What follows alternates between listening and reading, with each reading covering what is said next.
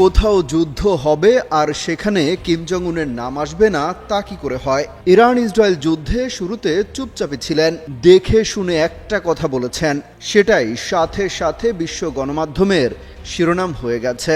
ইসরায়েলকে মধ্যপ্রাচ্যের ক্যান্সার বলে অভিহিত করেন রকেটম্যান খ্যাত কিম। এবার শুধু ইসরায়েলকে নয়, তার সাথে যুক্তরাষ্ট্রকেও প্রতিহতের ডাক দিয়েছেন তিনি। ইরানে যেভাবে একপাক্ষিক যুক্তরাষ্ট্র হামলা চালিয়েছে তার তীব্র নিন্দা জানিয়েছে উত্তর কোরিয়া।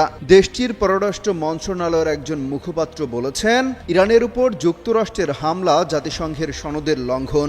একই সঙ্গে যুক্তরাষ্ট্র এবং ইসরায়েলকে একযোগে প্রতিরোধ করার আহ্বান জানান তিনি। পাশাপাশি এই উত্তেজনার জন্য ইসরায়েলের অব্যাহত যুদ্ধ প্রচেষ্টা ও ভূমি দখলের নীতিকে দায়ী করা হয়। পিয়ংইয়ং বলছে, পশ্চিমা দেশগুলোর উস্কানিতে মূলত ইসরায়েল এসব কাজ করে যাচ্ছে।